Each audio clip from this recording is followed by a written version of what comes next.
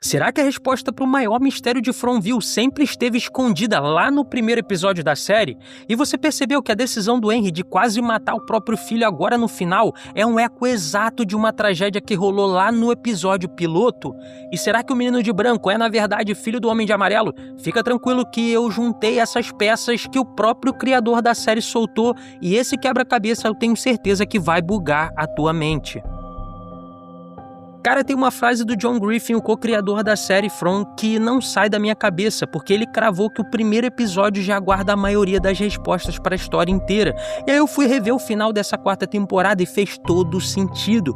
Cada ponta solta que eu tentava amarrar para gravar o vídeo aqui de detalhes para vocês, me puxava direto pro episódio piloto da série. E aí se a gente quebrar esse primeiríssimo episódio da série em pedaços, a gente vê o ciclo da cidade rodando enquanto chega uma galera ali na cidade. Mas principalmente a gente esbarra num tema gigantesco, a culpa dos pais e as consequências dos erros que eles cometem. Lembra da cena desesperadora do Henry com o filho ali quase matando o Victor no final dessa temporada 4, porque ele simplesmente foi convencido de que nada daquilo que ele estava vivendo era real?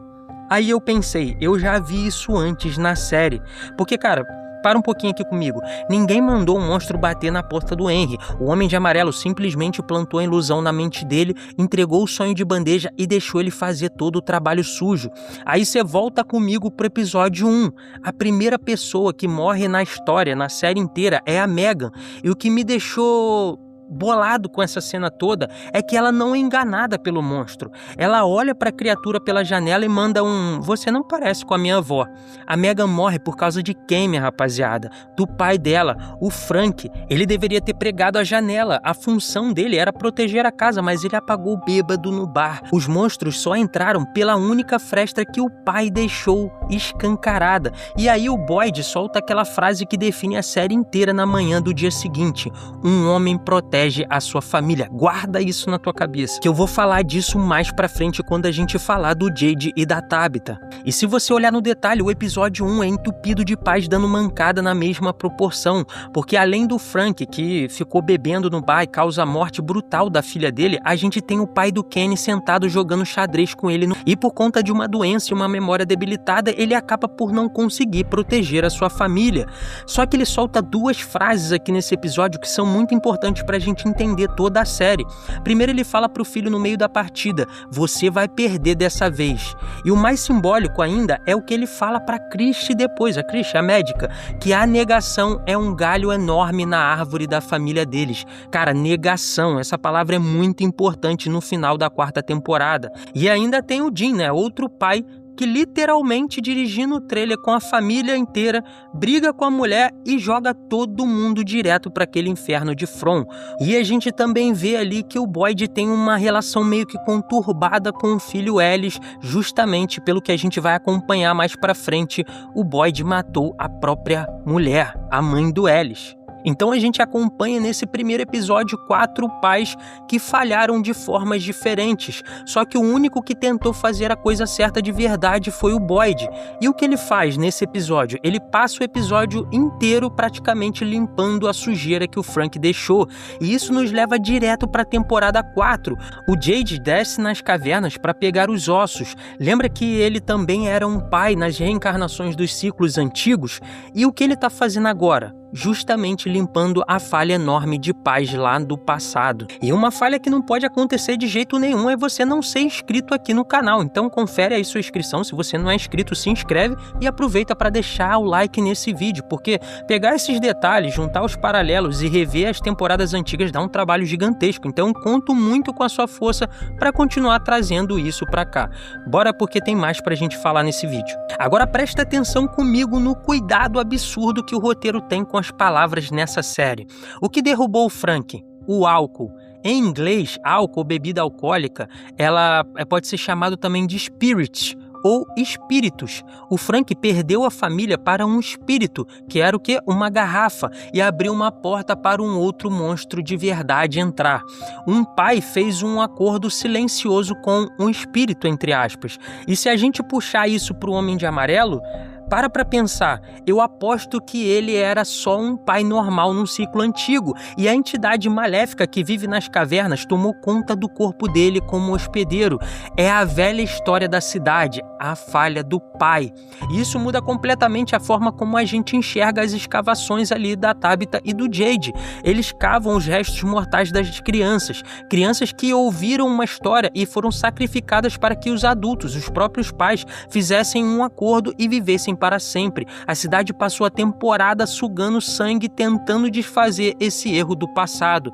Aí entra o menino de branco. Ele apareceu para o Christopher a vida passada do Jay e mandou usar a árvore de garrafas para libertar as crianças. Arrancar a árvore tem ligação direta com as crianças e os ossos, e isso explica de vez o Henry quase atirando no filho. Agora eu te pergunto, por que o Homem de Amarelo quer tanto que um pai elimine a própria criança, o próprio filho? Lembra do que a Sofia fala sobre a história de Abraão e Jacó? Um pai sacrificando o filho para provar lealdade e ganhar a promessa de viver para sempre? Foi exatamente o que o Homem de Amarelo fez lá atrás. Eu aposto muito que ele era o pastor da cidade e ele sacrificou as crianças pelo pacto imortal. E o mais chocante, o menino de branco é o próprio filho sacrificado do Homem de Amarelo. Por isso os dois vivem duelando e se provocando. A Sofia diz: admiro seu otimismo. O menino de branco rebate na cara dela: dessa vez você vai perder. Eles estão jogando um jogo de tabuleiro com as vidas de todo mundo ali. O mesmíssimo xadrez que o pai do Kenny jogava no piloto lá da série. É uma dinâmica de pai contra filho presa num loop eterno. E agora que anunciaram que a 5ª temporada vai se chamar Endgame, o tema de xadrez volta com tudo para dar um checkmate na gente. E aí, se o criador jurou que as respostas estão lá no episódio 1, o que mais tem lá que a gente deixou passar? Eu te digo, a história do Ethan sobre o Lago das Lágrimas. Mas quem contou a história de esperança para as crianças sacrificadas lá no começo de tudo? Aquela mesma história que encheu elas de fé e gerou as raízes das árvores mágicas. O criador soltou outra dica matadora aqui, na minha opinião. Ele explicou qual é a diferença entre viajar no tempo para mudar a história e viajar para descobrir que você é um real motivo da história ter acontecido. É o paradoxo de Bootstrap aqui puramente na tela. A gente viu a Julie fazer exatamente isso quando jogou a corda pro Boyd na masmorra. Na 5ª temporada, eu tenho certeza que a Julie vai caminhar pelas histórias de novo.